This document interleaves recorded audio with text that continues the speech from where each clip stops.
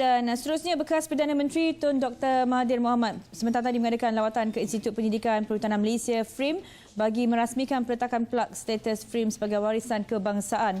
Dalam lawatan itu, Dr. Mahathir turut melawat ke tapak projek digital FRIM di mana pemetaan pokok-pokok dibuat secara digital. Dan untuk laporan lanjut kita bersama dengan wartawan Isra Khalid. Silakan.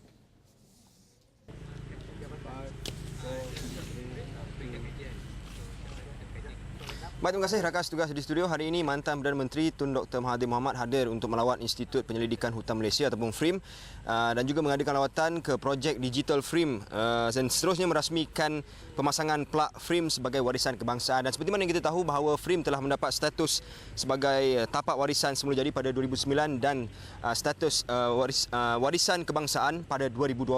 Dan hari ini Tun M hadir untuk merasmikan pemasangan plak status berkenaan.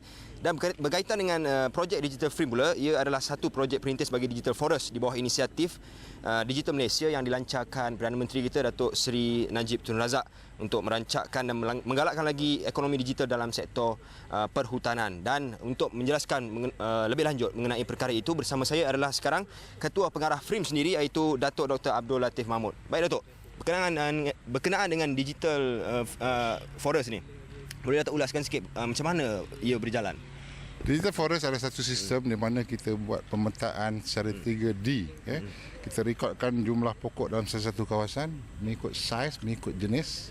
Sekiranya dia kurang pada 5 cm, kurang pada 10, kurang pada 20 cm diameter ataupun perpang. Dalam masa yang sama, bila kita dapat semua ini, kita akan dapat menentukan bilakah tebangan yang baik boleh dilakukan untuk pusingan pertama, pusingan kedua yang mungkin berlaku dalam 20 tahun, 30 tahun yang akan datang. Tetapi yang paling orang jangan lupakan, kita sekarang ini tertekan pada masalah climate change. Apa yang kita boleh buat ialah bila kita dapat digital forest system, ia merupakan satu bentuk saya panggil integriti kehutanan. Forest integrity. So, spesies apa, kesan dia kepada alam sekitar, kesan dia kepada air, kesan dia pada serangga, kesan pada penemungan, kesan pada pembuahan. Ramai orang tak tahu durian tu bukan jual kat kedai tu, datang muncul kat kedai, tapi ada sebab oleh kelawar. Kalau tanpa kelawar yang akan memberikan penemungan, maka durian itu tidak ada. Pentingnya perhutanan, penting digital forest bukan setakat menjual dalam bentuk balak, tapi pengaruh kesan daripada alam sekitar memberikan kemudaratan atau tidak. Secara sejagat lah. Secara sejagat. It's a very holistic approach yang kita rasakan digital forest merupakan satu bentuk masa depan Malaysia.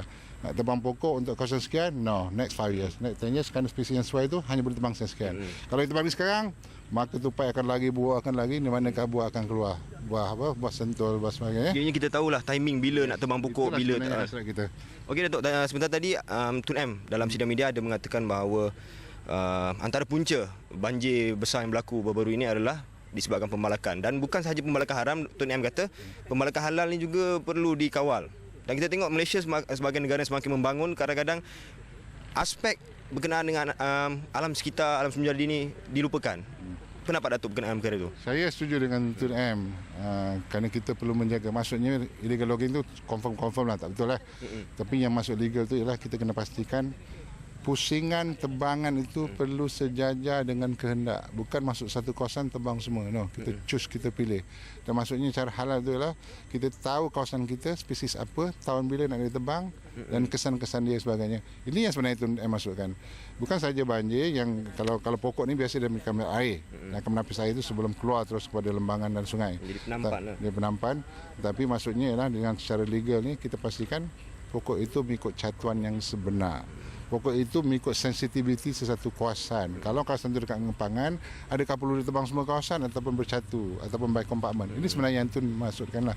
Dan kita tidak nafikan kepentingan hutan kepada ekonomi dan alam sekitar. Yang penting sekali ialah kita harus menjaga hutan kita, melihara hutan kita, memastikan hutan diselenggarakan dengan baik dan teratur, dipanggil Sustainable Forest Management. Apa-apa saja pun tidak dilakukan secara keterlaluan dan melebih-lebih. Baik Datuk, terima kasih. Itu saja. Terima kasih kepada Datuk Abdul Latif kerana bersama dengan kita. Dan untuk laporan lanjut, anda boleh teruskan setia bersama kami di buletin-buletin di Astro Awani seterusnya. Kembalikan kepada rakan setugas di studio. Saya Isra Khalid. Terima kasih.